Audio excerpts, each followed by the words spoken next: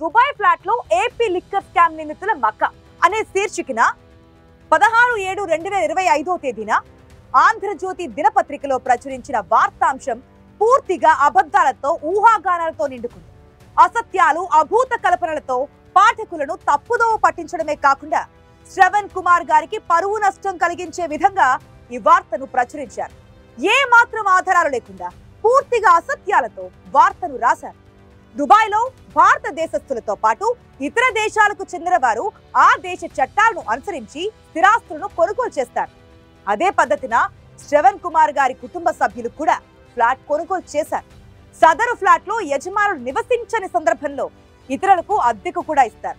ఇలా స్థిరాస్తులను అద్దెకిచ్చే వ్యవహారాలను నిర్వహించేందుకు దుబాయ్ లో లైసెన్స్డ్ ఏజెన్సీలు కూడా ఉంటాయి.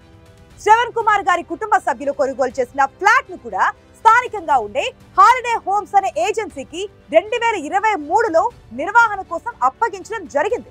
అప్పటి నుంచి ఇప్పటి వరకు ఆ ఫ్లాట్ హాలిడే హోమ్ సంస్థ ఆధీనంలోనే ఉంది. హాలిడే హోమ్స్ అనే సంస్థ దుబాయ్ లో వేల సంఖ్యలో ఫ్లాట్లు, విల్లాలు, ఇండ్లు, వ్యాపార సముదాయాలు, ఇతర భవనాలను కూడా నిర్వహిస్తోంది.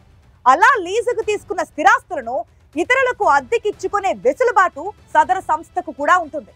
దుబాయ్ లో శ్రవణ్ కుమార్ గారి కుటుంబ సభ్యులకు సంబంధించిన ఫ్లాట్ ను కూడా లీజుకు తీసుకున్న సంస్థ ఇతరులకు అద్దెకిచ్చింది. ఆ సంస్థ నుంచే శ్రవణ్ కుమార్ గారి కుటుంబ సభ్యుల పేరు మీద ఉన్న ఫ్లాట్లకు సంబంధించిన అద్దె అందుతోంది. ఆ ఫ్లాట్ ను లీజుకు తీసుకున్న సంస్థ తాత్కాలిక పద్ధతిలో ఇండియాతో పాటు ఇతర దేశాల నుంచి వచ్చే అతిథులకు కూడా అద్దెకిస్తోంది. లీజుకు తీసుకున్న సంస్థ ఎవరికి అద్దెకిస్తుందనే దానితో ఫ్లాట్ ఓనర్ కు ఎటువంటి సంబంధము లేదు. ఎవరు అద్దెకు తీసుకున్నా వారు విధిగా నిర్వహణ సంస్థకు అద్దె చెల్లించాల్సి ఉంటుంది. శ్రవణ్ కుమార్ కుటుంబ సభ్యులకు సంబంధించిన ఫ్లాట్ ను కూడా హాలిడే హోమ్స్ అనే సంస్థ గడిచిన 2 సంవత్సరాల నుంచి తాత్కాలిక పద్ధతిలో దుబాయ్ కు వచ్చే ఎంతో మంది పర్యాటకులకు అద్దెకు కూడా ఇచ్చింది. ఆ వివరాలు ఫ్లాట్ ఓనర్ కు కూడా తెలియాల్సిన అవసరం కూడా లేదు. వాస్తవం ఇదైతే ఆంధ్రజ్యోతిలో వచ్చిన వార్త సంబంధం లేని అంశాలను ప్రస్తావిస్తూ కొనసాగి ఆంధ్రప్రదేశ్ లో జరిగిన లిక్కర్ స్కామ్ లో నిందితులుగా పేర్కొన్న రాజ్ కసిరెడ్డికి దుబాయ్ లోని తన ఫ్లాట్ లో శ్రవణ్ కుమార్ గారు ఆశ్రయం ఇచ్చినట్లుగా ఆ వార్తలో పేర్కొనడం పచ్చి అబద్ధం.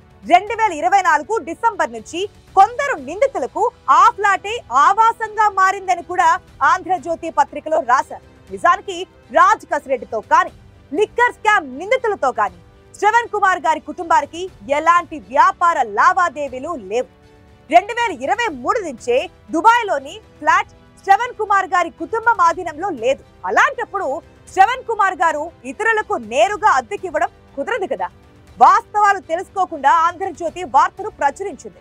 కాబట్టి పూర్తి వాస్తవాలతో ప్రజలకు వార్తను అందించాలని కోరుతున్నాం. అనవసరంగా అభాండాలు వేయవద్దని, ప్రజలను తప్పుదో పట్టించవద్దని కోరుతున్నా. ఐ న్యూస్ ఎండి అయిన శ్రవణ్ కుమార్ గారి పరువుకు భంగం కలిగించే విధంగా వార్త ఉన్నందున వాస్తవాలతో దాన్ని సవరించగలరని ఆంధ్రజ్యోతి దినపత్రిక నిర్వాహకులకు సూచిస్తున్నాం.